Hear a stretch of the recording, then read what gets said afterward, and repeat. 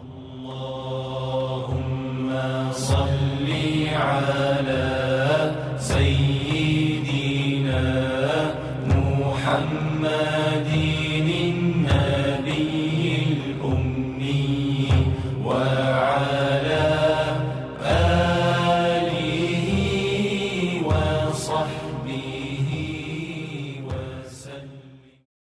أعوذ بالله من الشيطان الرجيم. بسم الله الرحمن الرحيم. الحمد لله رب العالمين حمدا يوافي نعم سلطانه. اللهم صل على سيدنا محمد طب القلوب ودوائها وعافية الأبدان وشفائها ونور الأبصار وضيائها وعلى آله وصحبه وبارك وسلم. الحمد لله رب العالمين. السلام عليكم ورحمة الله وبركاته. Alhamdulillah wa syukurillah ala ni'matil iman wal islam wa kafa bihi ma ni'am.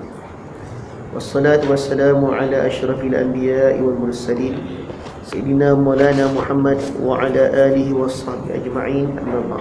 Alhamdulillah, kita sambung lagi pengajian ilmu tasawuf dan tauhid kita, itu kitab Al-Hikam, dan kita masih lagi pada matan yang ke-14 mengenai Allah, alam dan manusia, dan kita dah sampai muka surat 74 ni. 3 11 paragraf. mana? Atas ini. Pengertian kalimat dalam 11 paragraf. Baik. Kita tengok di matan tu. Matan yang berbunyi Al-kaunu kulluhu zulmatun wa innama ana rahu zuhurul haq faman ra'al qawl wa lam yashhadhu fi aw 'indahu aw qablahu aw ba'dahu faqad a'wazahu wujudul anwar. Al-kawn kulluhu zulmatun, alam al-kawn disebut sebagai alam. Terjemahkan kaun dengan alam.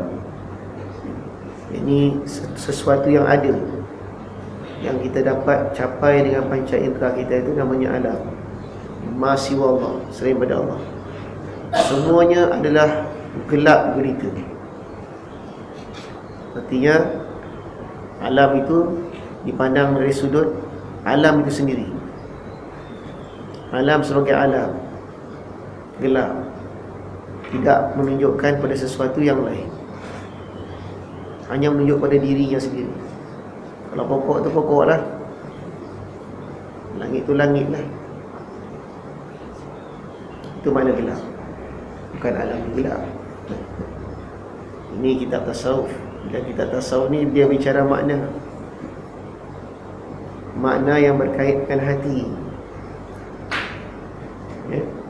Lepas tu dia kata sini, wa innama, dan hanya saja, anarahu, yang menjadikan alam itu terang. Terang artinya nampak di sebalik alam itu, menjadikan alam itu mempunyai makna yang tersendiri, makna yang tersirat. Alam tidak lagi menunjuk pada dirinya.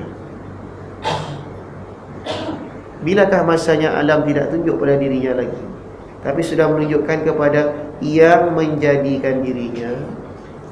Dijawab, yang menerangi alam itu, zuhurul haq, ialah kewujudan Allah Subhanahu wa ta'ala pada diri alam sendiri.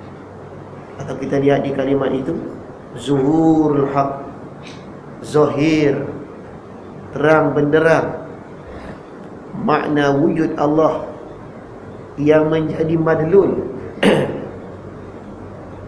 yang menjadi sesuatu yang ditunjukkan oleh alam itu, yakni Allah sendiri. Artinya, apabila kewujudan Allah yang hakiki itu, yang sebenar-benar wujud,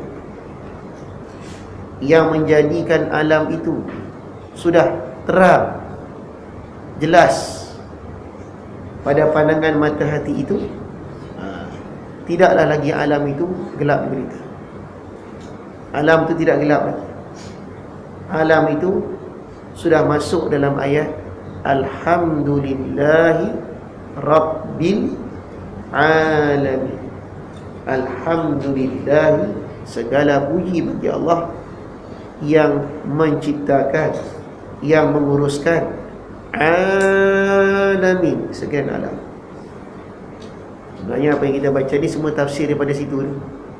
Tafsir pada ayat kedua surah Fatihah. Segala puji bagi Allah yang menjadikan sekalian alam. Sekalian alam. Banyak alam itu bila dipandang, sedarlah kalau kita baca terbalik Fatihah, Alhamdulillah Rabbil Alamin, kalau kita terbalik kan, Alamin, Rabb, Allah, Alhamdulillah. Ya. Karena apabila kita lihat dari sudut realiti, sebelum kita sampai kepada Alhamdulillah itu, puji, kita nak puji Allah, kita kena tengok alam dulu lah. Tengok alam keliling kita ni, alam yang dijadikan untuk kita ni. Matahari naik sekian waktu, bulan sekian waktu. Nak puasa tu kena tunggu terbit fajar pula. Malam gelap berita ditaruh pula bulan sebagai spotlight situ. Semua itu dijadikan untuk kita. Siapa yang jadi itu? Siapa yang pelihara itu? Rabb dia siapa? Allah. Tapi kalau dah tahu tu nak buat apa? Alhamdulillah. Ini dia. Yang menerangi alam tu sini ialah wujud Allah.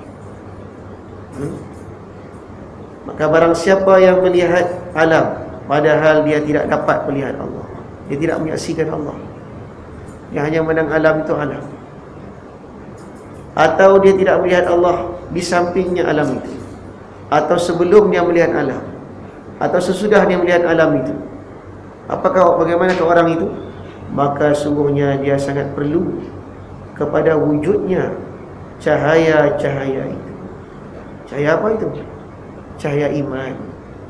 Cahaya iman yang bukan hanya lagi duduk pada akal, tapi sudah turun pada hati. Wa hujibat anhu syumusul ma'arif bisuhbil athar, dan terdindinglah daripadanya orang yang tak nampak ni. Orang yang tengok alam itu alam semata-mata alam. Terdindinglah daripada orang itu cahaya ma'rifat. Kenapa dia terdinding? Dengan sebab awan gemawan bekas-bekas alam. Artinya alam yang sepatutnya menunjukkan pada Allah sudah terberkas di dalam hatinya itu. Ibaratnya seorang yang diberikan sebuah cermin ajaib, macam Alice in the Wonderland tu. Dia tengok dalam cermin tu, dia masuk dalam tu dah. Ibarat satu orang dapat cermin ajaib, yang cantiklah cermin tu, yang sepatutnya dia melihat ke dalam cermin itu dan masuk dalam alam yang satu lagi. Tapi kerana terpesona dengan cantiknya cermin tu, terlupa dia nak tengok kat dalam. Itulah ibarat alam ni macam satu cermin ajaib. Alam ni pantulan cermin daripada sifat-sifat Allah yang Ar-Rahman, Ar-Rahim, Al-Karim, Al-Jawad dan sebagainya. Dan alam ini dijadikan Allah supaya kita boleh kenal dia. Setelah kita kenal dia, kita syukur pada dia. Itu mana Alhamdulillah Rabbil Alamin. Tapi kerana terlalu asyik melihat kepada cermin ajaib itu, cermin ajaib, terlupa nak pandang kat dalam cermin tu. Terlupa tu cermin. Ini kata tu, terdinding dia daripada cahaya makrifat itu dengan sebab alam yang seumpama awan. Lepas tu kalau kita tengok susunan ayat yang disusun oleh Syiah, Imam Atta'ilah itu, hujibat anhu, dihijab dirinya itu, syumusul ma'arif. Syumus Shumus tu syamsun, matahari. Cahaya pengenalan kepada Allah itu seterang matahari, terang sangat. Alam ni tak boleh ada sendiri. Alam ni ada yang buat. Yang buat tu Allah.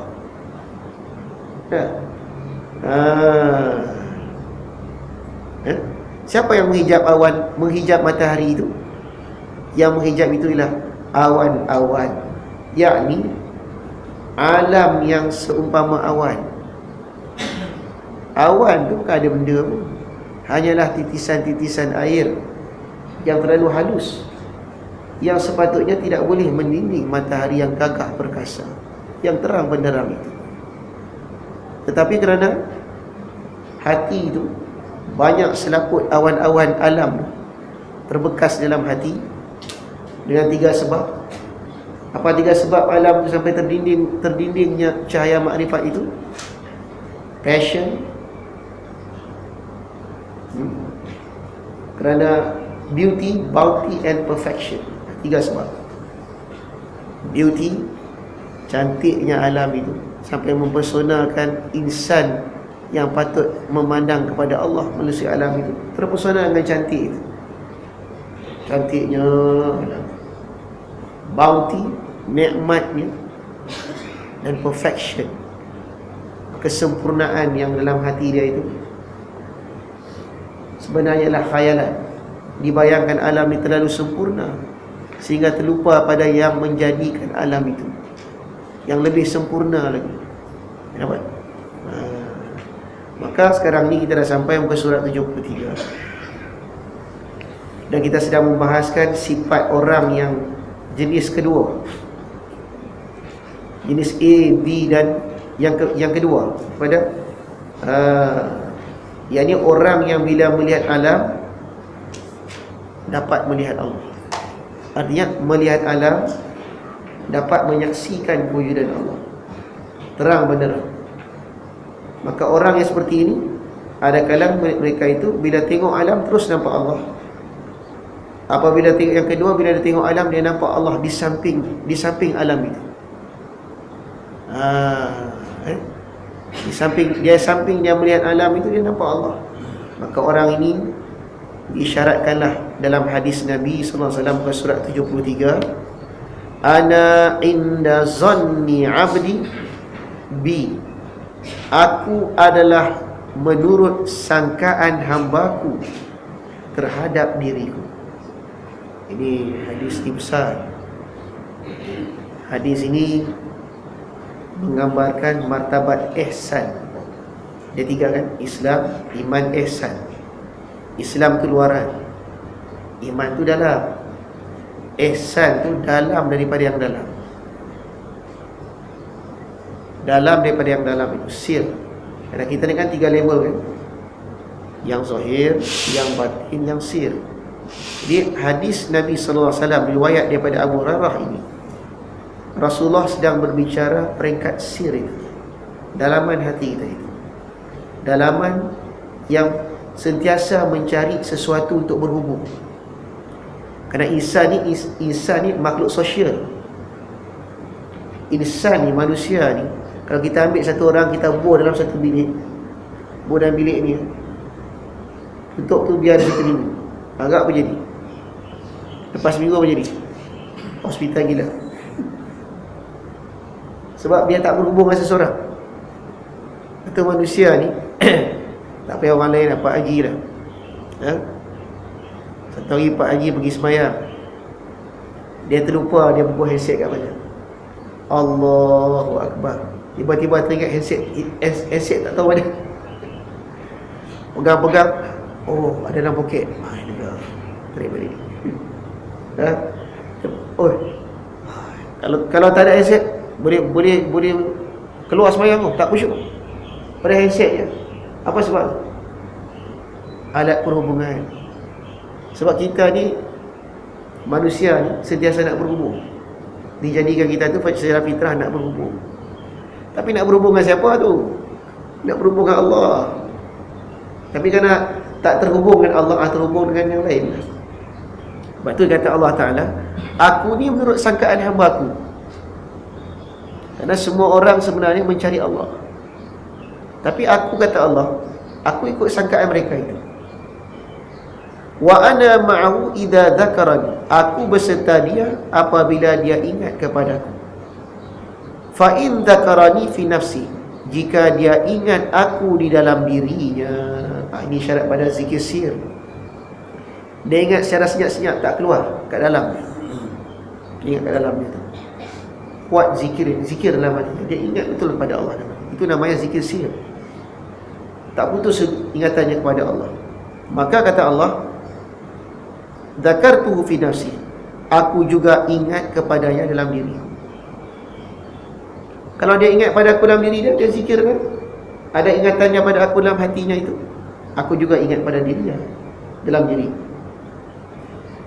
Wa in dzakarani fi mala'in, dan jika dia ingat aku fi mala'in, di tengah manusia ramai. Fi mala'in maknanya dalam bentuk berjemaah. Artinya zikir jahat. Ingat aku dengan disebut kuat-kuat, beramai-ramai. La ilaha illallah, la ilaha illallah, la ilaha illallah, ya Allah, ya Allah. Ingat, sebut dengan penuh ingatan. Maka kata Allah Ta'ala, zakartuhu fi mala'in khairi minhum, aku juga mengingati dirinya dalam jemaah yang lebih baik. Jemaah mana pula? Jemaah lebih baik ni siapa ni? Para malaikat di langit, semuanya ingat pada orang itu. Ingat pada orang itu, mengingati orang itu, memberi perhatian pada hamba yang sedang berzikir dengan kuat itu, beramai-ramai itu. Allah kepada jemaah ni juga, jemaah malaikat semua ingat dia. Dia ingat pada Allah. Ini isyarat pada zikir jama'i, berjemaah. Dan lagi kata dia, wa in taqarraba ilayya shibran, dan jika dia dekat kepada aku tak banyak, sejengkal dia. Sejengkal dia. Dia usaha dia nak dekat kepada aku sedikit dia buat. Sejengkal. Apa jadi? Taqarrabtuhu zira'an, aku akan mendekatinya sedepa. Sedepa dia terbalik. Sehasta. Zira' ni sehasta, dia silap pilih. Allah datang kat kita macam ni. Kita datang kepada Allah macam ni. Seandainya lah, diibaratkan kalau kita ni boleh berjalan, Allah pun boleh berjalan. Kita datang kat Tuhan sejengkal, dia datang macam ni. Dan jika mendekati aku, katanya lagi, wa in taqarraba ilayya dira'an, seandainya si hamba itu datang kepada Allah sehasta. Terbalik kan? Taqarrabtu ilaihi ba'an, aku, kata Allah, aku akan dekat kepadanya sedepa. Ba'an dia sedepa. Lagi cepat, lagi laju Tuhan.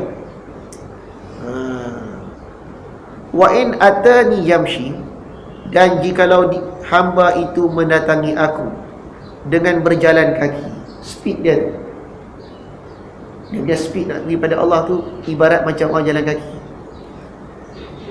Ataitu harwalah, aku akan datang kepadanya hal keadaan berlari. Ini kalam ini tak boleh diertikan dengan zahir. Takkan Tuhan berlari pula. Tuhan mana ada kaki, dia berlari pula dah. Ini kita panggil hadis mutasyabihat. Dia hadis pun ada mutasyabihat juga, macam Quran. Ya.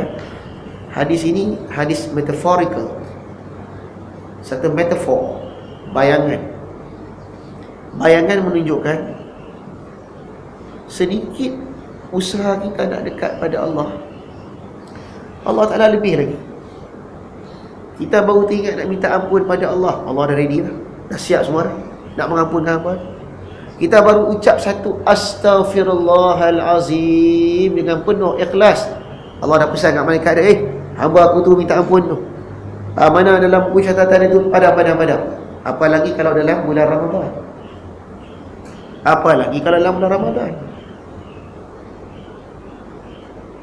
Apalagi di waktu sahur kalau kita bangun malam, berdoa minta ampun. Masya Allah.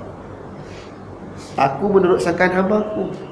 Sebab itu di celah-celah ayat dalam surah Al-Baqarah yang menceritakan tentang puasa, kutiba alaikumusiyam, tiba-tiba di tengah-tengah ayat itu Allah membicarakan tentang pertanyaan hamba. Wa idza sa'alaka anni, fa idza sa'alaka ibadi anni, hey Muhammad, jikalau hamba-hambaku bertanya kepada dirimu tentang diriku, kata Allah, fa inni qarib, katakanlah aku itu dekat. Qarib, aku ni dekat sangat dengan hamba aku ni, tak jauh, dekat. Jadi lumrah bila dekat, apa jadi? Ujibu da'watad da'i, aku perkenankan setiap orang yang meminta padaku. Itu dekatnya Allah. Baru terbisik dalam hati dah diperkenankan Allah. Baru kita niat dalam hati saja dah diperkenankan, dah dizohirkan. Begitu dekatnya Allah Subhanahu wa ta'ala.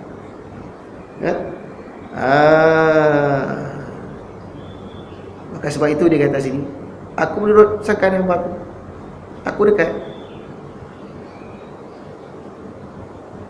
Ya. Sedikit hamba aku berbuat, banyak lagi aku buat. Sebab tu dia, hadis ni kalau kita faham betul-betul, hilang sifat putus asa. Hilang. Hadis ni kita gabungkan dengan ayat Al-Quran tadi, idza sa'alaka anni ibadi fa inni qarib. Allah kata aku dekat, tapi dekat tak bertempat lah, jauh tak berjarak, jazal, tapi dia dekat. Dia dekat. Hadis ini katanya menerangkan kepada kita dengan ibarat dan isyarat yang menggambarkan hampirnya Allah Subhanahu wa ta'ala, berlebihan dari hampirnya kita kepadanya. Dia lebih dekat kita daripada kita dekat dia. Dia lebih dekat lagi.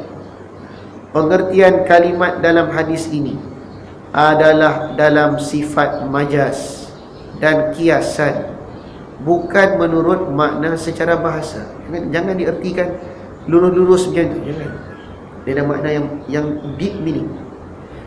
Kerana itu, maka maksud hadis ini ialah apabila hati kita dan perasaan kita sudah dekat kepada Allah, hampir dengan Allah, maka Allah akan lebih dekat lagi kepada kita.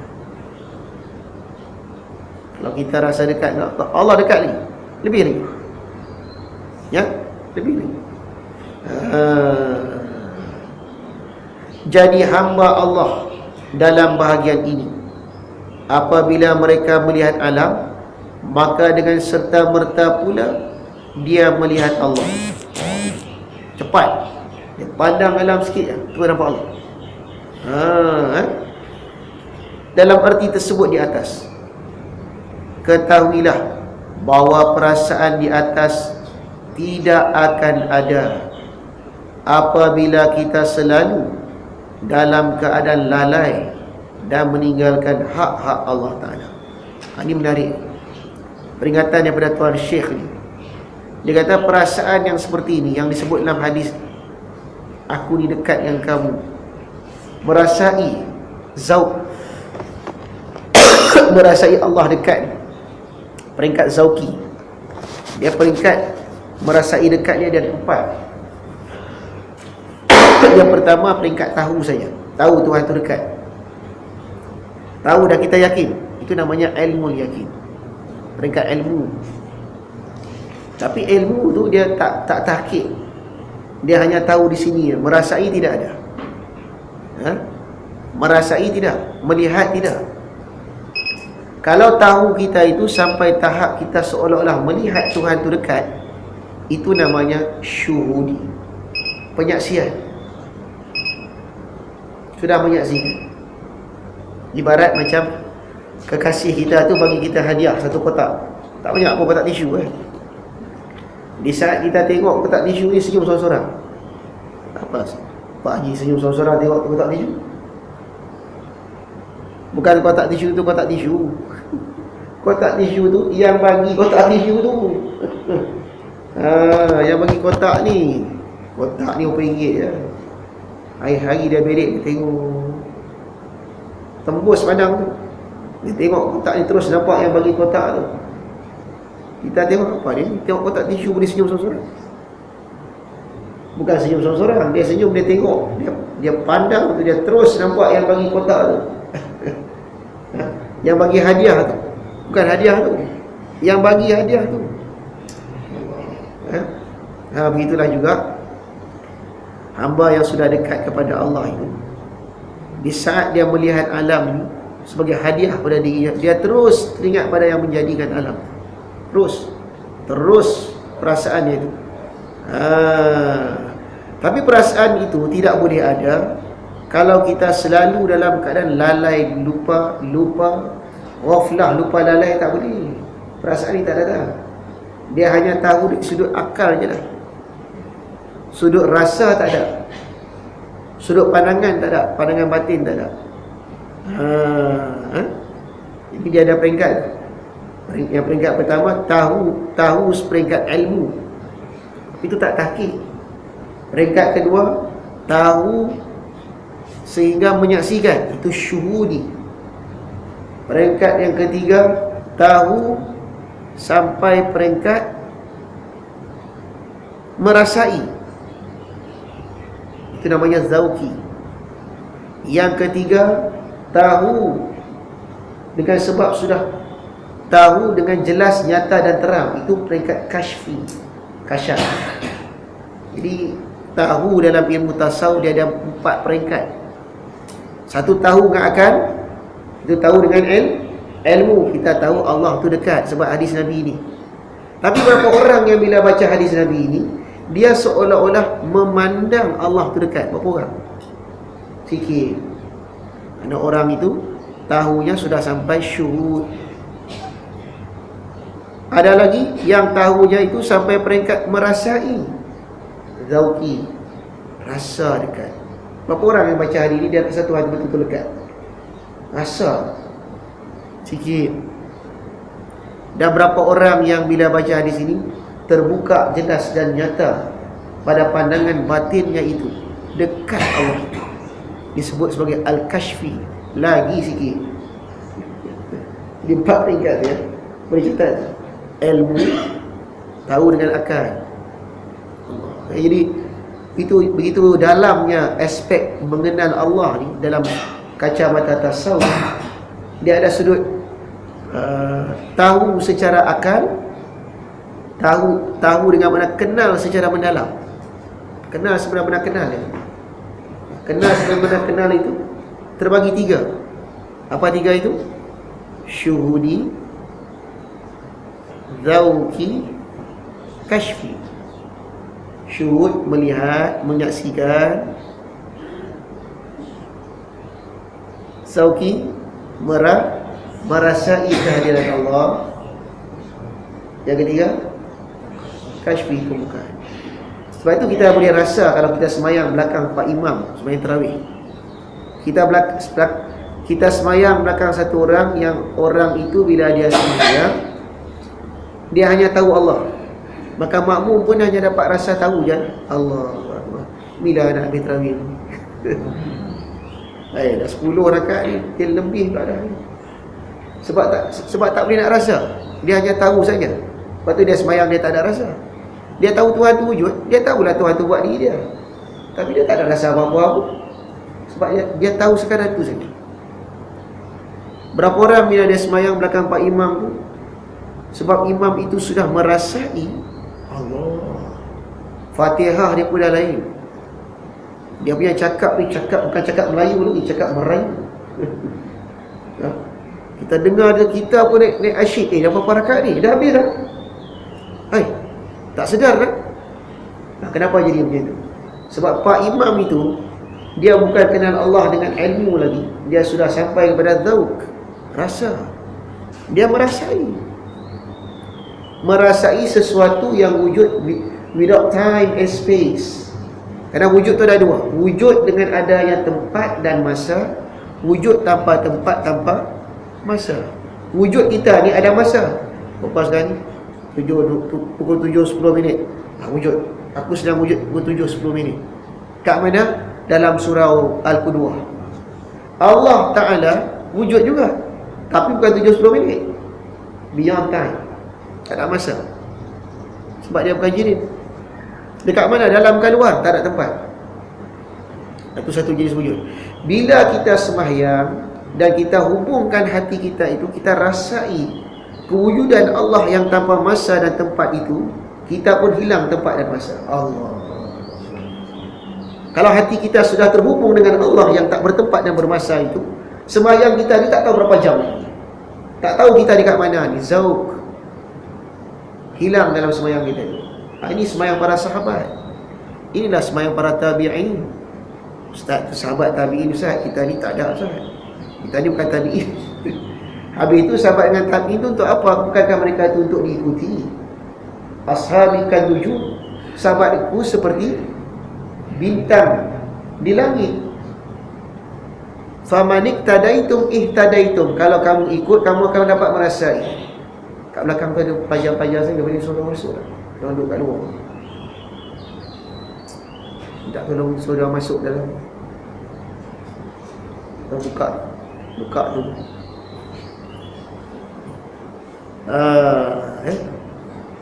Boleh faham? Ini bulan Ramadan terbuka banyak rahsia ni. Ibarat satu orang bertemu dengan kekasih dia.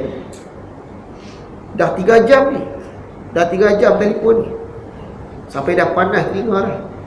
Dia rasa macam seminit je. Itu baru kan makhluk. Dengan Allah lebih lagi. Kalau orang semayang dia berkasih dengan Allah, tak sedar. Tapi kalau kalau tak rasa tu, yang baru rakaat dah 4, ingatkan dah habis dah, baru 4 rakaat. Tidak ada hubungan dengan semayang dengan kita belajar ni, ada hubungan. Jangan kita ini kita tasawuf, tak ada hubungan. Ini tinggi ni. Tak ada, ini kita baru berfardu ain. Ada hubungan. Ada. Boleh kita faham, boleh faham. Nampak? Sebab tu dia ketahuilah bahawa perasaan di atas tidak akan ada. Perasaan maknanya zauqi ni, mengenal Allah dengan zauq, merasai Tuhan tu dekat, tak boleh ada. Takkan ada tu. Minta maaf. 10 tahun, 20 tahun solat masih rasa kosong lagi, tak ada rasa. Bayangkan kita ni hidup dengan satu orang tak ada rasa, boleh hidup. Ni mahkamah lah. Kenapa Tuan Hakim tanya, kenapa nak bercerai ni? Tak ada rasa. Saya tak ada rasa dah, tak ada feel. Sudah, tak ada feel tak ada. Masa kahwin dulu ada feel lah, sekarang tak ada feel. Jadi saya nak tak mahu dah. Tak ada hidup ni, tak ada feel, rasa tak ada.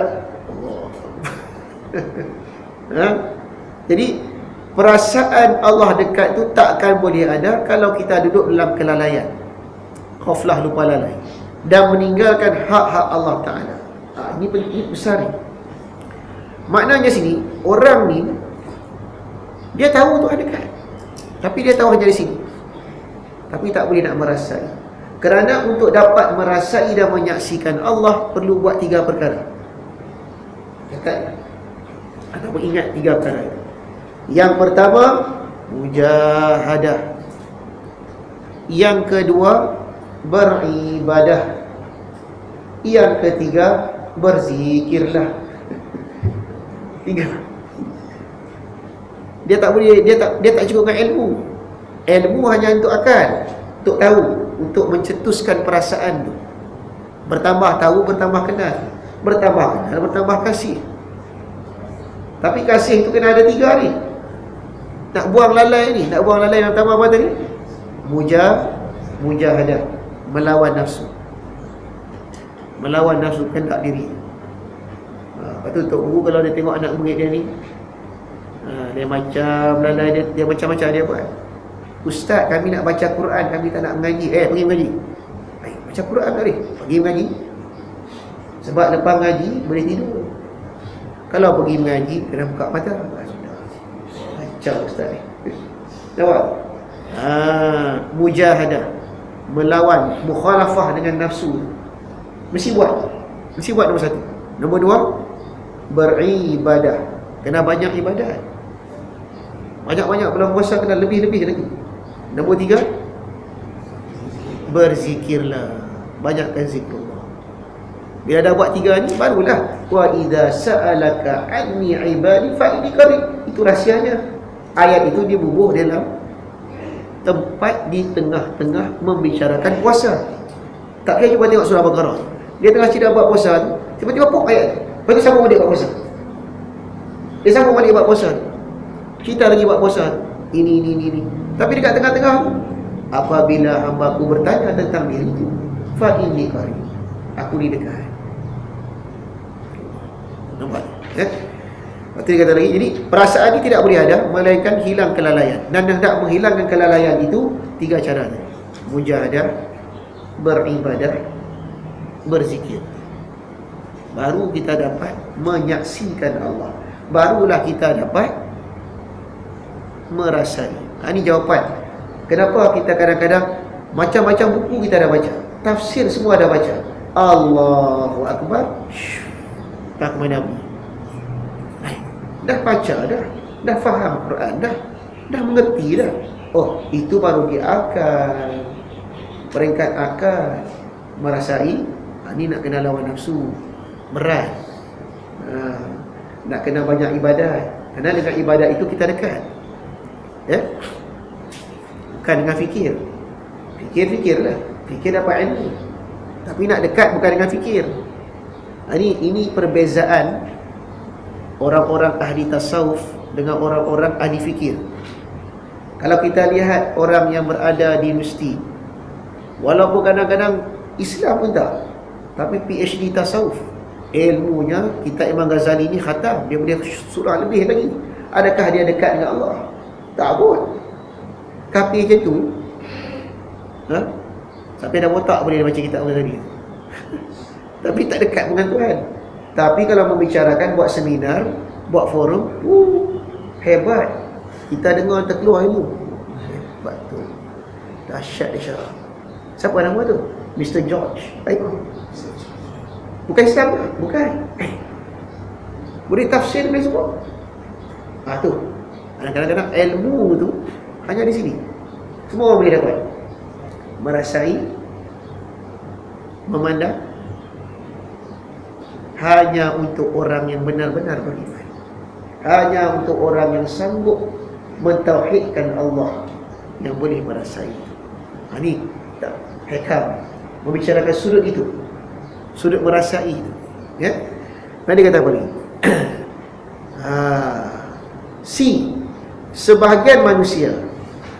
Ini peringkat ketiga pula.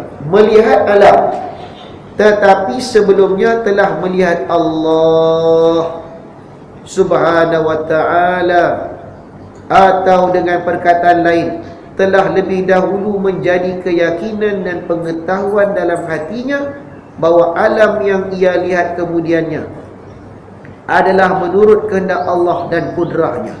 Ini mengisyaratkan kepada orang yang ahlul kasyaf.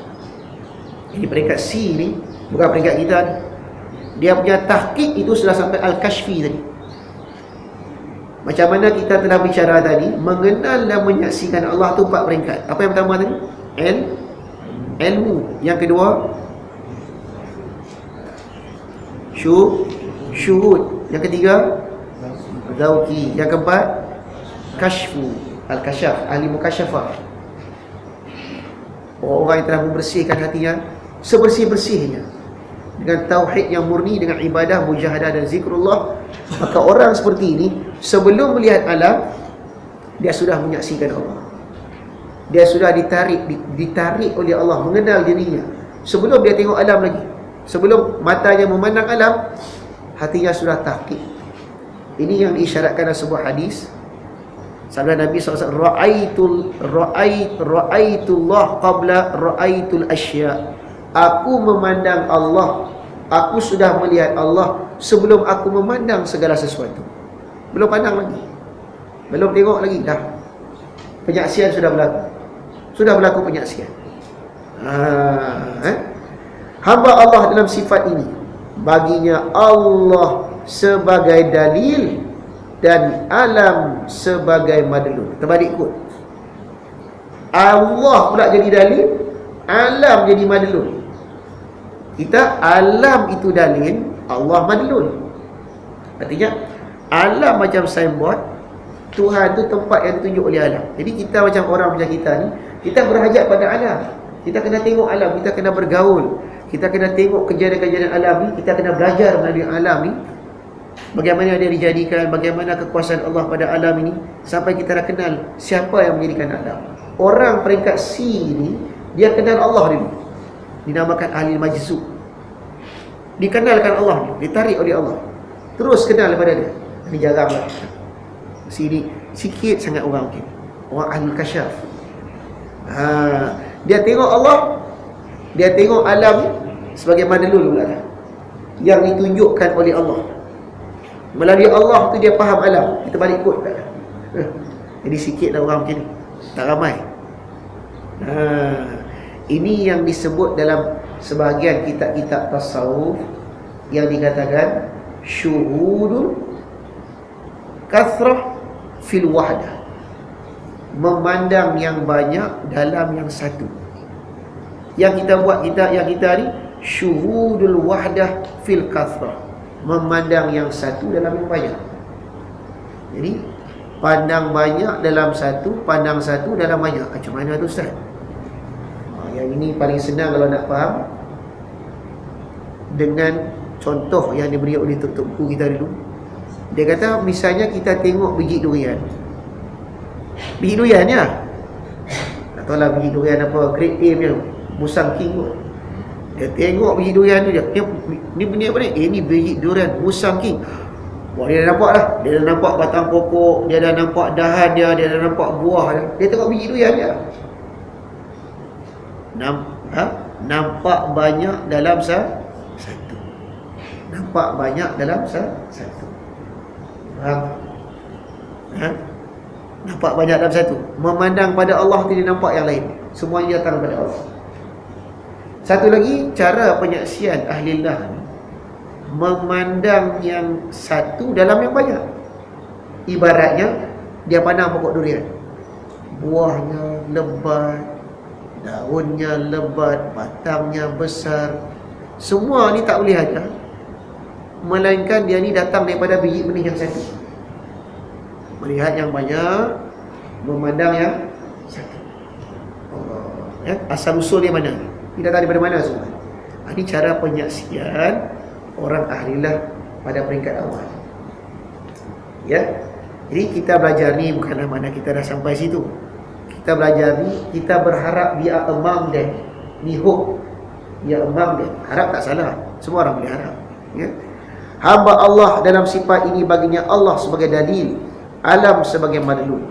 Yakni dia melihat keadaan alam yang demikian gambarannya, berdalilkan kepada Allah. Allah ni yang maha kuasa, bersifat iradat, kudrat, ilmu, hayat, sama' basar.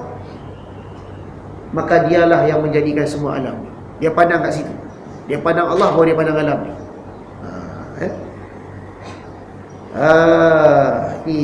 Ini sebenarnya ni jalan yang lebih selamat. Memandang Allah lepas itu pandang alam ni jalan selamat. Sebab berapa banyak orang yang memandang alam nak pandang Allah tersangkut. Tersangkut ke alam tu pula dah. Kenapa dia tersangkut pada alam? Beauty, bounty, perfection. Dia nampak alam itu cantik, alam tu nikmat, alam tu sempurna. Terpegun dia di alam itu, dia tak boleh nak naik, dia tak boleh nak pandang sana. Ya, sebab itu dia kata lagi, hamba Allah habis. Yakni maka bagi hamba Allah ini, dengan sebab hal keadaan tadi, menjadikan ia harus bertawakal dan sentiasa menyerahkan diri kepada Allah. Sebab itu mengetahui bahawa tiap-tiap suatu dari alam adalah datang dari Allah, sebagaimana firman-Nya Allah Ta'ala dalam Quran sebagai berikut. A'udzubillahi minasyaitonirrajim. Bismillahirrahmanirrahim.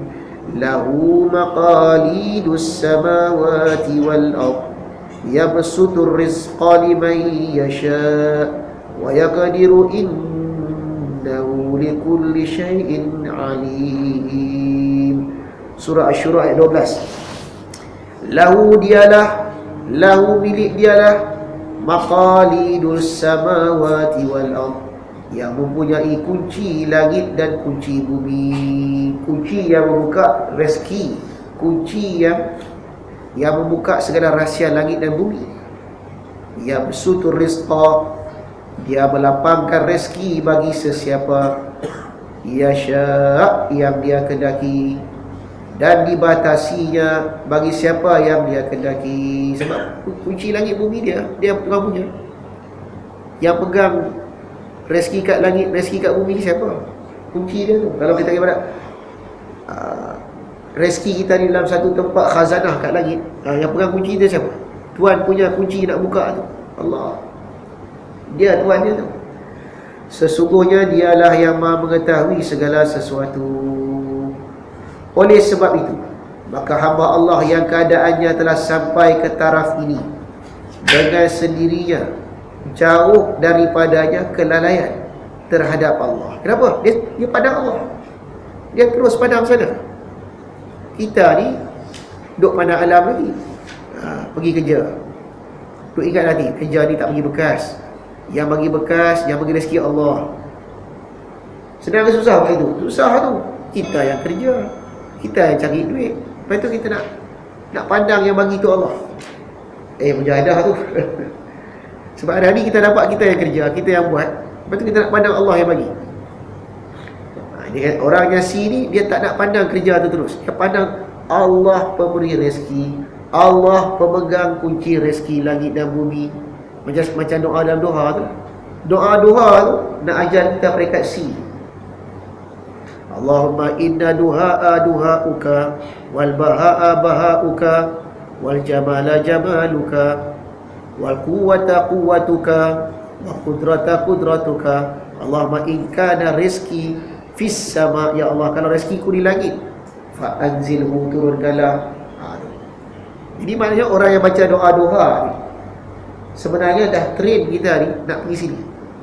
Ya Allah, kalau rezeki aku kat langit, kau turunkanlah, sebab engkau lah yang pegang kunci langit. Wa in kana fil ardi fa akhrijhu, kalau rezekiku kat dalam bumi, kau keluarkanlah. Jadi kenapa nak minta Tuhan pula? Kalau kita yang punya usaha, pergi cari sendiri, nak minta apa? Pergi sendiri, pergi korek tanah tu, pergi naik ke langit, cari rezeki. Kalau rezeki itu usaha ikhtiar kita yang punya. Padahal semua itu maqalidus samawati wal ard yabsutu rizqa liman yasha, dia bagi siapa dia mau, wa yaqdir, dia sempitkan siapa yang dia tak nak bagi. Ikut dia. Baru ni saya jumpa seorang kawan, sembang-sembang dengan kawan. Kata kawan saya, kita ni kawan sekolah, alhamdulillah kita ni hantar anak masuk sekolah imtiaz. Imtiaz tu satu sekolah agama kat Melaka. Belajar dia hafal Quran 3 bulan je. 3 bulan 6 bulan hafal Quran, 3 bulan 6. Nak masuk pun susah. Cerdik. Budak cerdik. Alhamdulillah lah. Tapi banyak kawan-kawan kita ni masih tak sedar lagi. Dia kata itulah tak dapat hidayah. Yelah betul lah tu, tak dapat hidayah. Ya dah ada orang duduk lalai-lalai.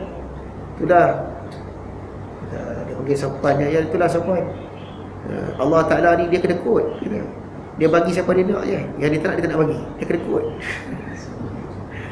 Jadi kita nak tegur pun, baru jumpa dah 20 tahun baru jumpa, takkan nak tegur direct pula. Allah Ta'ala ni kena kod.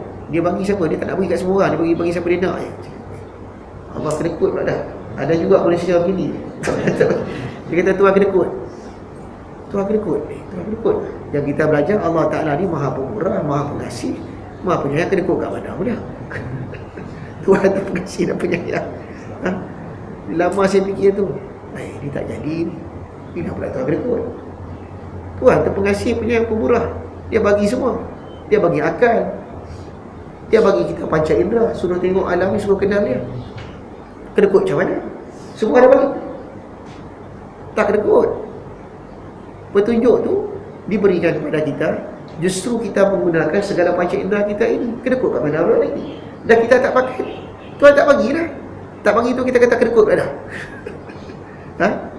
Contohnya kita ni dia ambil kerja oleh satu syarikat. Syarikat tu kata kerja awak buat ni. Satu kita tak buat. Cukup bulan syarikat tak bayar gaji. Kau tak dapat gaji? Tak dapat lah. Syarikat kedekut. Dia kedekut lah. Tak bagi langsung saya. RM1 tak bagi. Kedekut dia syarikat. Kau kerja apa? Aku kerja ni. Kau buat tak? Aku malas nak buat. Padahal bulan puasa tak. Aku malas bulan puasa. Habis gaji? Yalah kedekut lah. Tak kerja lah. Bulan puasa bagilah gaji. Dia macam orang ni. Jadi mana pula Tuhan kedekut? Tuhan tak kedekut. Kita yang tak nak pakai nikmat Tuhan tu kepada Allah. Oleh sebab itu kata dia, hamba Allah yang keadaannya telah sampai taraf ini dengan sendirinya jauh daripada lalai. Sebab dia nampak siapa yang bagi rezeki. Oleh kerana di samping ia selalu bersyukur kepada Allah, ia dalam segala sesuatu rela dan menyerah dengan kehendak Allah terhadap alam pada umumnya dan dirinya pada khususnya. Tetapi orang macam dia banyak serah. Dia dah pandai, dia dah boleh menyerah, pandai menyerah diri. Tetapi apabila ia melihat sesuatu itu terlepas dari Allah dan dirinya lah menentukan segala sesuatu, maka kelazatan melihat Allah seperti tersebut di atas tidak akan ada padanya. Ini. Jadi dia kata sini, apabila dia melihat sesuatu terlepas, dia nampak pada pandangan hatinya itu, semua ni terputus daripada Allah, tak ada hubungan dengan Allah. Dan diri dia sendiri yang menentukan. Aku yang kerja, I yang buat, I yang kerja, I yang ni, I lah yang dapat. Apa pula dia nampak macam tu. Orang macam ni tidak akan merasai lazat melihat Allah seperti tersebut di dalam ayat di atas. Dia takkan dapat rasa zauqi. Lazat tu bahasa Arab zauq lah. Zauqi, rasa. Laziz. Restoran laziz. Restoran lazat. Rasa lazat. Zauq. Zauqi tak ada. Bahkan mustahil secara adat. Dah tak nampak nak rasa lazat macam mana. Ini orang yang peringkat C. D, sebagian hamba Allah apabila melihat alam, hatinya lalai pada kekuasaan Allah dan kehendaknya dan lain dan sebagainya. Tetapi kemudian baru dia sedar bahawa segala-galanya ini dijadikan oleh Allah, dan Allah lah yang menghasilkan apa yang dia capai. Dan sebaliknya, titik. Ini peringkat orang macam kita ni, orang yang mengenal dengan akal. Orang yang mengenal Allah dengan akal, bila dia tengok alam, dia tengok alam-alam je. Macam kita berjalan di atas alam. Kita lalu pada alam ni. Kita tengok hari-hari alam kita ni, tapi kita tak rasa apa-apa. Kita kena masuk kelas tauhid dulu baru nak kenal. Ya Allah, cuba bayang, kita ni nak kenal Allah, nak kena masuk kelas tauhid dulu. Nak kena Tok Guru cakap alam ni Tuhan buat. Tengok pokok, Allah buat. Allah buat pokok. Ya, Allah buat pokok. Cuba bayang itu. Macam mana bunyilah kanak-kanaknya kita ni. Kita ni ibarat macam kanak-kanak, anak kecil. Kita ajar anak kita tu, anak, cuba kau tengok paip ni. Kita nak ajar dia lah. Buka tengok, air keluar kan. Katanya dia, air datang daripada mana? Daripada paip ayah. Bukan. Sebenarnya air ni bukan daripada paip. Air ni daripada reservoir, satu empangan sungai. Kerajaan dah buat. Lepas tu daripada sungai sana, empangan tu, air tu mengalir masuk kat paip ni, dia keluar ke sini. Saya tanya balik, faham tak saya cakap? Faham. Baik, air datang dari mana? Baik. Kau tak faham ke? Dengar saya cakap. Ni paip ni dia bukan paip tau. Paip ni bukan buat air tau. Paip ni dia melalui saja. Yang air ni daripada reservoir sana, empangan sana. Empangan tu apa? Empangan tu ni semua. Faham? Sekarang cuba jawab soalan ayat. Air datang dari mana? Paip. 10 kali kita kata sana, dia kata paip juga. Sebab dia apa? Dia nampak baik. Dia tak boleh faham, dia tak nampak tu empangan di sana tu. Benda tak nampak dah tak ada lah begini. Dah tak nampak. Dah hajar banyak kali baru dia faham. Itu pun susah dia nak faham. Inilah peringkat orang D. Dia tengok alam ni lalai. Hatinya lalai. Dia hanya tahu saja tapi hati lalai. Hati dia tak boleh nak menyaksikan. Tetapi kemudian baru dia sedar. Dia masuk dalam tauhid. Oh ya, Tuhan buat alam ni macam tadi lah. Tapi bila dia tengok alam lagi, baik. Nampak tak? Dan Allah lah yang merahsiakan apa yang dia capai. Dan sebaliknya dia merasakan pula bahawa apabila ia tidak berhasil mendapatkan sesuatu, maka bererti itulah adalah kehendak Allah yang maha mutlak. Ini ayat ni. Ini kalau saya huraikan ni muka 8. Dan sebaliknya dia merasakan apabila dia tidak berhasil mendapat sesuatu, barulah dia nampak itu kehendak Allah. Ini sedang membicarakan tentang diri dengan sesuatu yang di luar kawal. Saya ulang lagi. Ini membicarakan tentang diri, kehendak diri dengan sesuatu yang di luar kawalan. Luar kawal. Manusia ni, dia takkan dapat merasai kekuasaan Allah selagi dia rasa dia yang mengawal. Dia yang kawal hidup dia ni. Dia yang bangkit, dia yang buat. Dia tak boleh nak rasa Tuhan. Dia tahu Tuhan ni kuasa, tapi dia tak boleh nak rasa. Dia bila baru rasa bila dia jumpa doktor kata awak ni ada jantung 3 blocking. Anytime awak ni boleh mati. Masa tu dia rasa. Sebab apa? Dia tak tahu bila, dia tak di luar kawal dia tu. Dia tak tahu bila dia boleh dipanggil Allah. Tengah pucat, ni lain macam masa ni, macam nak kena panggil. Di luar kawal. Ketika di luar kawal, siapa yang kawal tu? Baru dia nampak siapa yang kawal tu, Allah. Di kadang-kadang Allah letak kita dalam situasi di luar kawalan. Kita nak A, Tuhan bagi B. Apa pasal ni? Kita nak B, Tuhan bagi C pula dah. Apa Tuhan nak beritahu aku ni? Aku nak macam ni, Tuhan buat macam ni. Aku nak macam ni, Tuhan buat macam ni. Apa Tuhan ni tak faham ke? Bukan Tuhan tak faham, kau yang tak faham. Apa yang kau tak faham? Kau tak faham yang kau ni sedang dikawal. Engkau itu sedang dikawal, bukan engkau yang mengawal. Nampak? Ini very interesting. To understand at that aspect, you is something out of your control. Kita ni sebenarnya di luar kawalan. Tapi kerana kita merasa diri kita yang mengawal, kita lupa kepada yang mengawal, yang menyawal kita itu. Satu bulan Ramadan dicabut makan dan minum. Cabut makan minum. Sekarang siapa kawal? Makan tak boleh, minum tak boleh. Hidup tak hidup? Hidup juga. Habis kata tadi tak makan tak minum mati, tak mati pun. Hidup terang ni. Ngantuk sikit je. Macam mana tu? Siapa kawal tu? Siapa kawal tu? Itu kata dia. Orang seperti ini kata, sebaliknya dia merasakan pula bahawa apabila dia tidak berhasil mendapatkan apa yang dia mahu, apa dia nak tak dapat. Apa dia nak tak dapat. Maka berarti dia sudah mendapat. Apa dia dapat? Dia mendapati kehendak Allah yang mendapatkan sesuatu yang maha mutlak itu. Maksud An-Nas, insan itu dijadikan peristiwa dalam hidup dia itu untuk mengenal dia. Macam mana Allah nak kenalkan diri dia? Dia jadikan apa kita minta tak dapat. Yang kita tak nak tu pula datang. Cek doktor, kanser. Macam mana boleh kanser? Makan dah jaga, minum jaga, ubat makan, kanser pula dah. Apa punya? Ini bukan kehendak engkau lagi lah. Ini kehendak Allah. Masa tu kenal. Masa tu dah merasai Allah tu wujud. Sebab dah di luar kawal. Hamba Allah dalam tingkat ini hanya dapat merasakan bahawa alam sebagai dalil dan Allah sebagai mananda. Orang peringkat ni, orang awam, dia tengok alam, dia nak belajar. Tengok satu-satu. Tengok alam, siapa buat? Allah buat. Ingatkan lagi, siapa buat ni? Allah buat.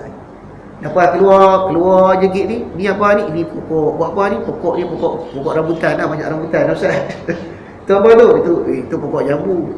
Itu biasa lah Ustaz. Itu tanah nak jual. Tak ada, dia tak dapat Tuhan lah. Blocking. Belajar tauhid, dia nampak. Alam ni dalil Allah tu madlul. Kebalikan daripada tingkat tersebelumnya. Tingkat yang tadi tu, dia terbalik. Dia tengok Allah, dia nampak alam. Jadi dia tengok alam, baru dia nampak Allah. Tingkatan ini paling bawah. Ya Allah, paling bawah. Tingkat ni paling bawah. Agak tuan-tuan di tingkat mana tuan? Ustaz ada I, dia tak I. E tak ada, D. Di paling bawah ni. Oh, saya D lah Ustaz. D ni kalau Ustaz, kalau D ni kalau kita tanya, D ni Ustaz, kalau kita belajar agama dia kecil, kira-kira ni untuk umur berapa tahun Ustaz? Ini untuk umur balik. Umur 12 tahun sampai 18 tahun, bolehlah pakai D ni. Kalau umur dah 60 Ustaz, umur 60 ni kurang-kurang dah peringkat B dengan A tadi. Tengok Allah, nampak Tuhan. Habis saya ni Ustaz, peringkat D ni macam mana? Kira-kira kindergarten. Oh, darjah 1 dah dalam bab tauhid ni, mengenal Allah. Tingkatan ni paling bawah daripada keseluruhannya, dan tidak ada di bawah ini selain hanya martabat orang-orang yang selalu bergelimang dengan lumpur kelalaian yang membawanya jatuh dalam jurang kerugian. Bawah daripada ni tak ada. Bawah daripada ni maknanya orang tu tak ada tauhid. Dia tengok alam ni alam. Dia bila dia tengok alam ni alam, that's why kita tengok in the west, barat. Kenapa mereka tu kalau kita pergi, kita kalau pergi dekat London semua, Masya Allah, macam masuk syurga. Memang betul pun kalau kita pergi sana, bersih, kemas, cantik, ratu. Pergi Mesir tengok, berabuk, taik kambing, taik lembu, taik unta banyak. Ini negara Islam. Pergi negara kafir, you see Islam lah. Apa sebab itu? Sebab apa dia jadi macam tu? Sebab dia tak ada akhirat. Dia tak ada dah. Ni the end dia. Dia punya high end kat sini lah. Dia nak tak nak, dia kena jadikan dunia ni macam syurga. Habis orang Islam Ustaz, orang Islam ni sebab dia ada akhirat, jadi dunia ni dia buat tak tahu lah. Dia kata dia bukan syurga, aku nak balik esok. Dia buat tak tahu. Itu masalah pula tu. Masalah juga tu. Dia tengok dunia ni, dia ingat akhirat. Habis macam mana? Kita kan ada akhirat, syurga dah siap Ustaz. Ini kita buat cincai sudah dah. Kacau juga tu. Kita simpan. Ya. Orang zaman kita Ottoman Empire, sebelum garden, taman wujud di belakang depan rumah orang putih. Taman tu dah wujud di setiap istana, rumah-rumah zaman Uthmaniyah, Empire Uthmaniyah yang akhir, bila barat masuk menjajah. Dia kata terkejut. Tengok orang Islam kat belakang ada taman, depan taman. Rumah ulama dia lagi banyak taman. Sebab ulama dia duduk taman tu, dia nak ingat taman syurga. Dia ada hubungan tu taman tu dengan taman syurga. Bukan taman tu taman. Sekarang ni dia faham dah lain pula. Ni dunia Ustaz, kita tak payah tanam apa lah. Besok kat syurga dah tanam. Ikut dah. Firman Allah Ta'ala dalam Quran, walladzina amanu bil batil wa kafaru billah ulaika humul khasirun.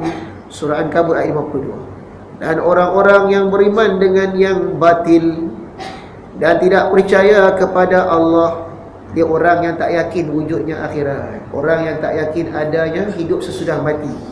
Tak ada, semua tu tak ada. Dan tidak percaya kepada Allah, itulah orang yang menderita kerugian. Sebab itu mereka jadikan dunia ini seperti syurga, sebab tidak ada lagi hidup selepas mati. At the end, this is life, no more. Habis. Dia sibuk kat sini je. Kesimpulan, 4 golongan di atas adalah hamba-hamba Allah yang berada dalam tingkat-tingkatnya. Mereka mendapatkan nur ilah atau cahaya Allah yang dilimpahkan Allah ke dalam hati mereka itu. 4 golongan ni, A, B, C, D. Kesimpulannya semua 4 ni dapat cahaya daripada Allah. Bezanya A, B, C mendapat cahaya di hati. Nur ilah tu telah ditumpahkan dalam hati dengan usaha ikhtiarnya 3. Apa tadi? Apa ikhtiar? Mujahadah, beribadah, berzikirlah, zikrullah. Sebab itu dianugerahkan dalam hati dia itu dengan ABC, penyaksian kepada Allah selepas, di samping dan sebelum di samping dan ketika itu. Tiga ABC. Adapun D ni diberikan Allah cahaya di akal. Bukan di sini. Dia hanya diberi kat sini. Nur akal. Sehingga dia boleh faham, dia boleh tahu, dia boleh tahqiq di akal dia yang jadikan alam ni Allah. Dia faham kata pokok ni tak boleh ada, mereka ada yang jadikan pokok ni. Itu cahaya untuk orang-orang beriman, orang awam macam kita ni. Tapi macam mana Ustaz, tak bolehkah kita pindahkan kat sini? Boleh. Boleh. Macam mana Ustaz? Setelah ada cahaya di sini, lazimkanlah 3 perkara: mujahadah, beribadah, zikirlah. Dapat. InsyaAllah dapat. Satu lagi satu apa? Ya. Betul dia dapat. Tetapi mudah-mudahan dijauhkanlah hati kita sekalian oleh Allah dari golongan yang akhir ni. Golongan yang last. Golongan yang macam mana itu? Golongan yang tempat. Tetapi bagi sebagian hamba Allah, di mana mereka tidak dapat melihat Allah langsung, tidak ada penyaksian, kerana hatinya telah begitu tebal dengan pengaruh alam duniawi, mereka itu berada dalam kerugian sepanjang masa. Ini maknanya wal asri innal insan lafi khusrin. Semua manusia dalam kerugian sebab tak dapat menyaksikan Allah. Rugilah. All the time we spend in life for 30 years, 40 years, 50 years, 60 years, still there, still not with the sea. Tak dapat nak merasai. Apa bukti kita sudah merasai Allah wujud? Semayang sudah rasa manis, membaca Quran sudah merasai seronok dan sedap, seolah-olah bercakap dengan kekasih. Allahu Akbar. Ya, mudah-mudahan dijauhkan hati kita sekalian oleh Allah dari golongan yang terakhir ini, golongan yang last. Jangan sampai jatuh dalam golongan yang terakhir. Wallahu a'lam.